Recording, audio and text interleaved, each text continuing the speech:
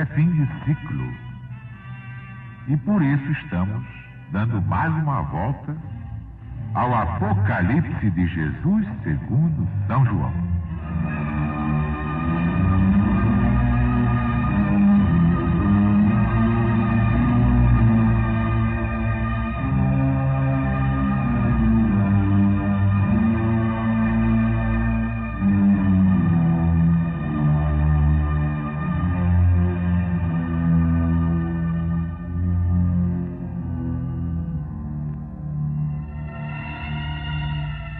Vi levantar-se do mar uma besta que tinha 7 cabeças e 10 chifres, e sobre os seus chifres 10 diademas, e sobre as suas cabeças nomes de blasfêmia. E esta besta que eu vi era semelhante a um leopardo,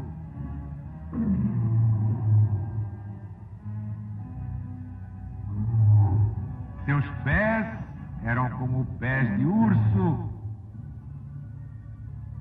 sua boca como boca de leão.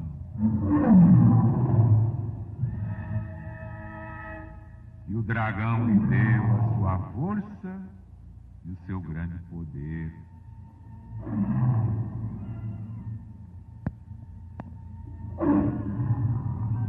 E vi uma das suas cabeças como ferida de morte, e foi curada a sua ferida mortal, e se maravilhou toda a terra após a besta, e adoraram ao dragão que deu poder à besta, e adoraram a besta dizendo: quem há semelhante à besta? Quem poderá pelejar contra ela?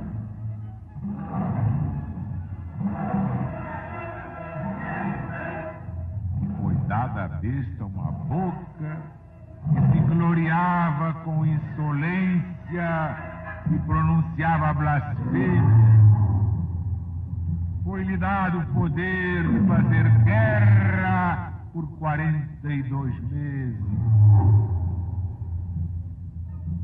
E abriu sua boca em blasfêmias contra Deus, para blasfemar o seu nome, o seu tabernáculo e os que habitam no céu.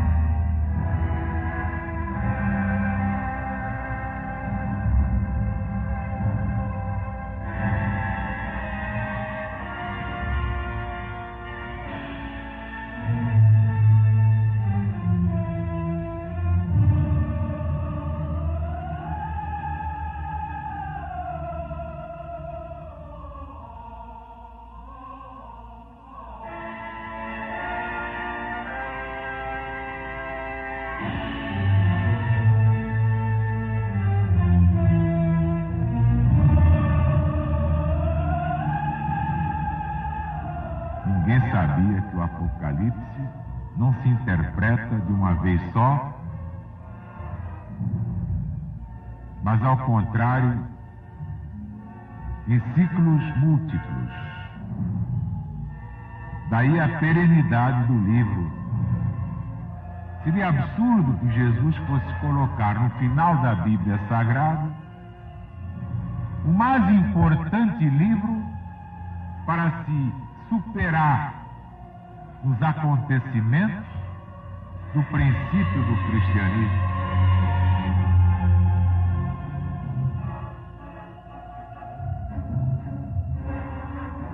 Não. Há vários ciclos. E a cada volta cíclica mudam os nomes dos homens, das mulheres e dos acontecimentos e dos lugares do Apocalipse. Ele é um livro eterno, eterno como o próprio autor, nosso Senhor Jesus Cristo. Mas vamos à primeira volta cíclica, e o que for possível, equiparamos às demais.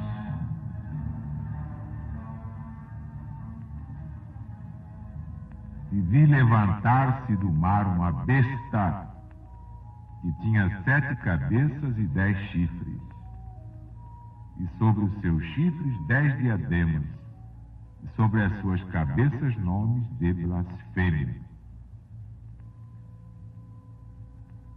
Na figura de 4 bestas, tinha também o profeta Daniel visto levantarem-se do mar 4 grandes impérios,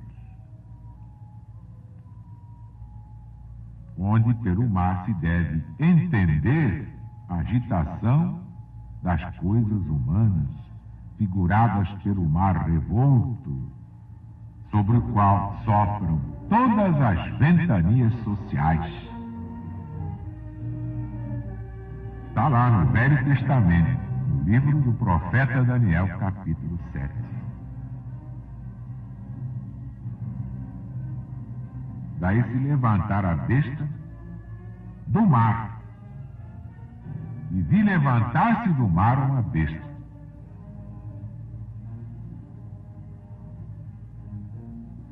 Tinha 7 cabeças e 10 chifres. O capítulo 17 deste Apocalipse, que é verdadeiramente a chave de todas as suas profecias, nos descobre que esta besta é o Império de Roma, pois nele claramente diz São João que as 7 cabeças da besta são 7 montes em que a prostituta está sentada. Diz mais que as 7 mesmas cabeças são 7 reis. Na frase dos gregos, a qual também seguiu Eusébio no livro 8, reis se chamam os 7 Augustos, os 7 Césares imperadores, que então governavam.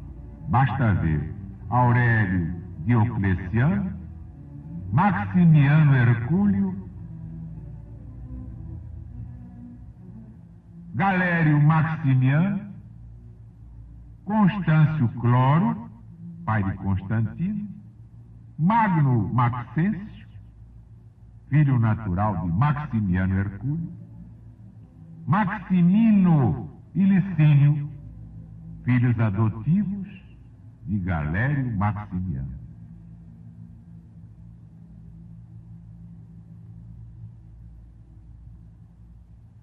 Outro argumento de que esta besta se representa o Império de Roma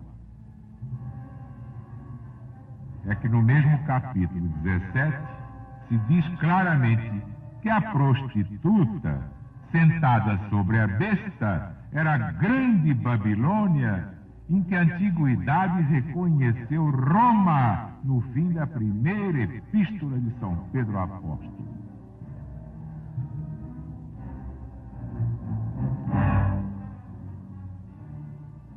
Os 10 chifres da besta simbolizam os 10 reis, ou as 10 nações em que se dividiu pelo tempo adiante o Império de Roma.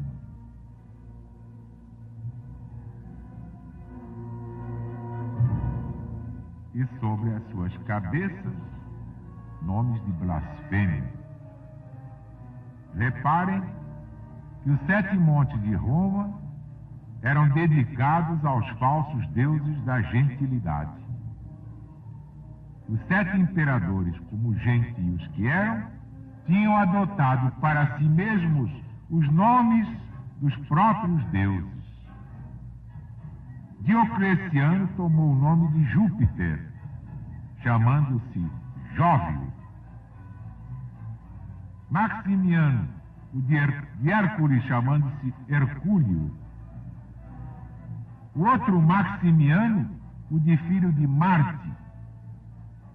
E Lactâncio, na sua obra capítulo 50, adverte que os soberbos títulos de Jóvios e de Hercúleos que Diocleciano e Maximiano tinham adotado passaram aos seus sucessores.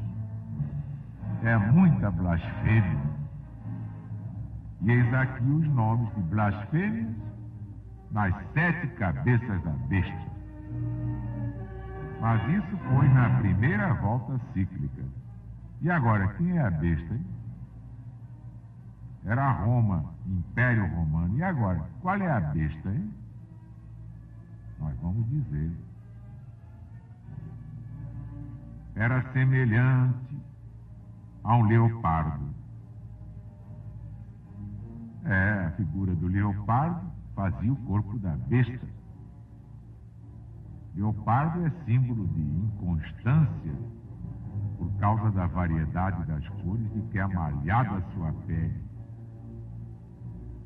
Por isso os estudiosos de Daniel lhe aplicam os costumes inconstantes de Alexandre. Mas estes caracteres não convêm aqui menos a Maximiano Hercúleo, de uma inconstância a toda a prova. Larga o império, torna a tomar o império,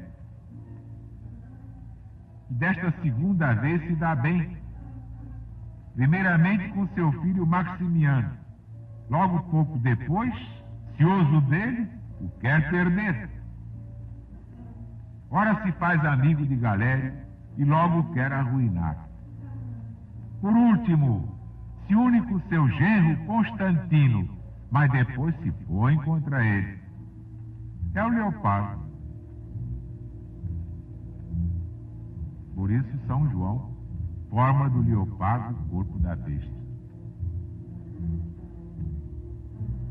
Seus pés como pés de urso. Este, meus amigos, é Galério Maximiano, animal vindo do norte, a quem o seu humor selvagem e brutal, inclusive a sua enorme grossura e ainda o seu aspecto carrancudo e feroz, faziam parecer mesmo um urso. E como seu semelhante, observa Lactâncio. Galério gostava muito de ter consigo o próprio animal chamado urso. Eram 2 ursos cordiais.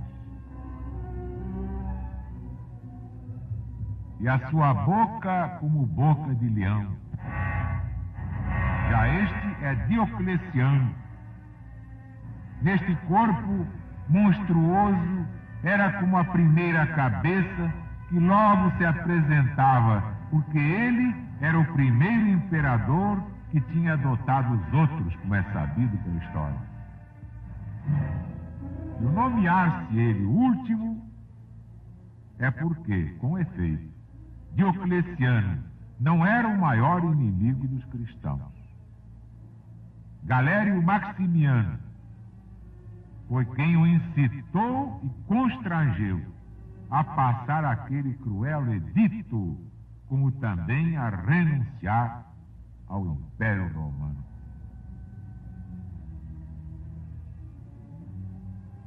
E vi uma das suas cabeças como ferida de morte. É Maximiano.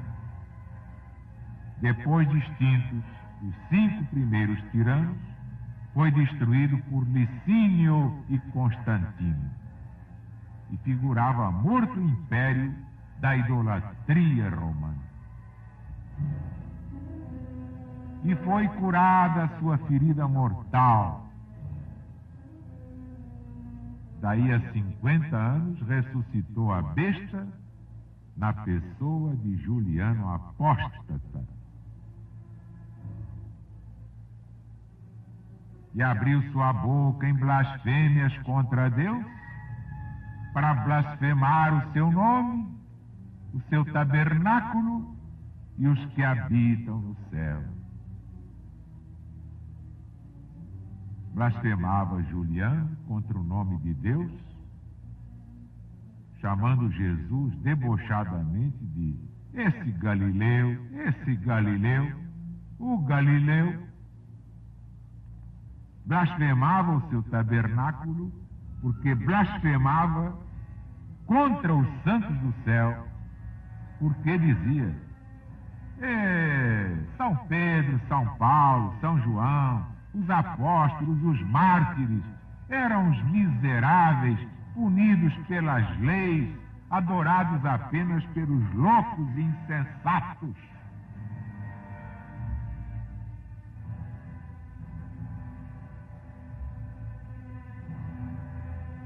Eis aí como se explica: curada a sua ferida mortal, para blasfemar contra o cristianismo, contra os cristãos verdadeiros, contra o próprio Jesus, a quem ele chamava debochadamente Galileu, Galileu, esse Galileu. Por isso, quando vier o Armagedon, não haverá apenas o apocalipse da terra, virá também o apocalipse do homem. É o macrocosmo no microcosmo, na visão de André Luiz. O apocalipse do homem se multiplica e faz o apocalipse do nosso planeta. No macrocosmo, a casa planetária onde evoluem os homens terrestres é um simples departamento do nosso sistema solar, que por sua vez é modesto conjunto da vida no rio de sóis da Via Láctea. A esfera da crosta, em cálculo aproximado, dista do Sol 150 milhões de quilômetros. Distância essa que é percorrida pela luz em 8 minutos e 15 segundos, na média de 300 mil quilômetros por segundo. Nosso Sol é 1.300.000 vezes maior do que a Terra, mas comparado a outros pais de sistemas planetários, nosso Sol é astro humilde na brilhante comunidade cósmica. A estrela Sírius é 12 vezes maior do que o Sol. Capela é 5.800 vezes maior. No diâmetro de Arcturus caberiam milhares de sóis iguais ao nosso. E somente em Canopus poderiam aglomerar-se 8.760 sóis.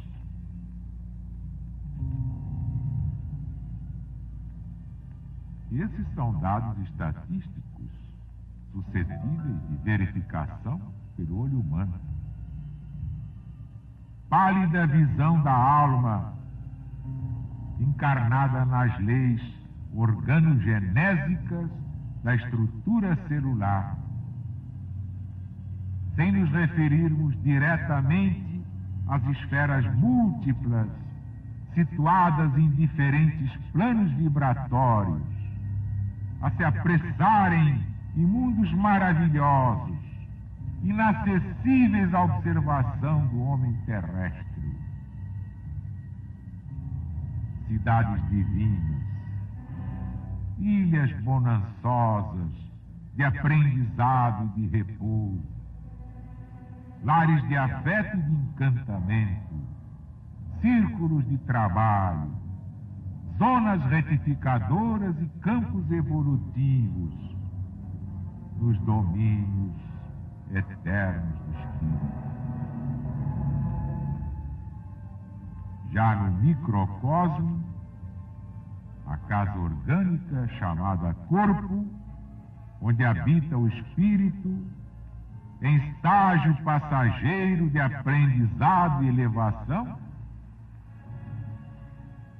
é formada por trilhões de células, obedecendo a diferentes disposições, alimentando-se em parte de carboidratados e proteínas, e quase que exclusivamente de princípios atmosféricos e raios luminosos invisíveis. O corpo humano é senhor de uma cabeça para as instalações mentais, sustentada por uma coluna de 33 vértebras, representada pelo esqueleto, que revela 4 formas diversas de articulações. No ombro, onde os ossos se movem para todos os lados. Nas vértebras, em que se movimentam apenas em 2 sentidos. Nos dedos, onde agem numa direção única. E nos cotovelos, nos quais se movimentam em torno do seu eixo, à maneira de chave. A habitação carnal da alma se caracteriza por 3 andares distintos: crânio, tórax e abdômen. Para edificá-la tecnicamente, constaria a construção de 33 elementos básicos, com 150 articulações e 1000 ligamentos diversos. A fim de mover os múltiplos serviços celulares, a casa orgânica precisa de um motor eletrônico e é o coração. Motor vigoroso, colocado entre grandes artérias, habilitado a suportar a pressão de 20 atmosferas. A casa orgânica é mantida em sua expressão física pela corrente sanguínea, efetuada em 2 percursos: coração, cérebro, coração, e coração, pé, coração, gastando-se 8 e 18 segundos, respectivamente, em cada um dos percursos referidos.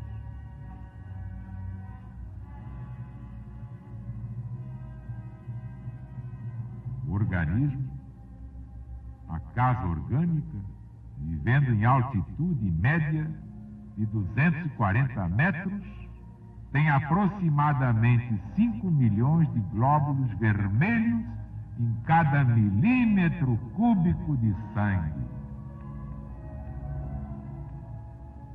A moradia da alma precisa dos pulmões para a constante regeneração das células sanguíneas, ligados ao oxigênio atmosférico por um tubo de cerca de 15 centímetros, constituído pela cavidade nasal, sendo que a máquina física respira 20 mil litros de ar diariamente.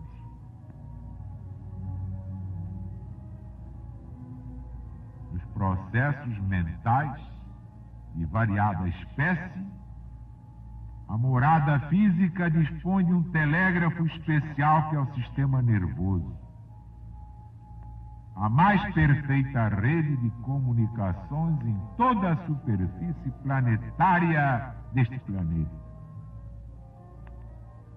E para todos os serviços técnicos de governo, distribuição, troca, controle e procriação, quanto ao aparelho fisiológico, com glândulas autônomas especializadas, salientando-se que toda a casa orgânica do espírito reencarnado está revestida no agasalho da pele, da qual cada centímetro quadrado é verdadeira maravilha de construção no campo vital. Nesse universo microscópico, expresso na organização fisiológica, existem mundos de bacilos, existem prodigiosas cidades celulares, círculos educativos de seres infinitesimais, centros de preparação e evolução de infusórios, subordinados à direção do homem, filho inteligente de Deus. Deste pequenino agrupamento de dados informativos, apresentamos pálida síntese de vastos conhecimentos que a ciência humana já conseguiu catalogar. Entretanto, quase sempre cega para a luz divina, se lhe pedirmos a legítima solução dos problemas referentes ao destino do homem, a ciência terrestre, com sorriso irônico, nos responde que a existência de Deus e a imortalidade da alma são apenas duas hipóteses universais. Por isso haverá o apocalipse da terra e o apocalipse do homem. Quem viver, verá. Que a paz de Deus esteja com todos, para que meditem bem. Ignorar a Bíblia Sagrada é ignorar o seu destino, porque aqui está o planejamento até o ano 2000. Quem não sabe Bíblia, não sabe nada. É um bobo alegre, um paspalhão. É um defunto ambulante. Para todos vocês, as bem-aventuranças do Sermão da Montanha de Jesus.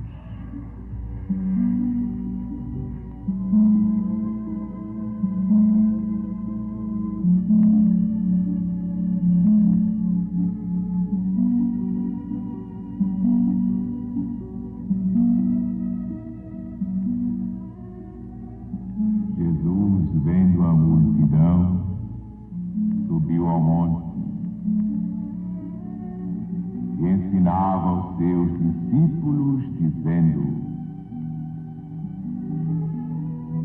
Bem-aventurados os humildes, porque deles é o reino dos céus. Bem-aventurados os que choram, porque serão consolados pelo próprio Deus. Bem-aventurados os pacientes, porque eles herdarão a terra. Bem-aventurados os que têm fome e sede de justiça, porque terão o amparo da justiça divina.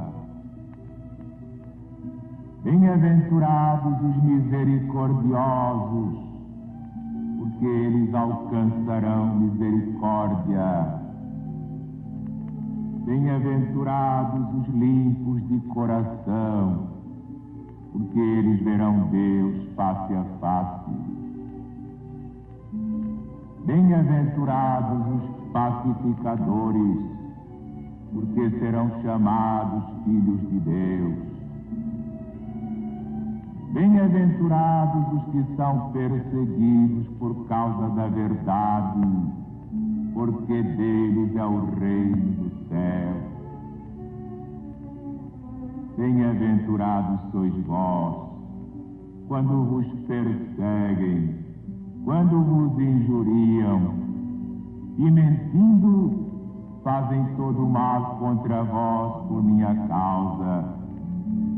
Exultai e alegrai-vos, porque é grande o vosso galardão no céu.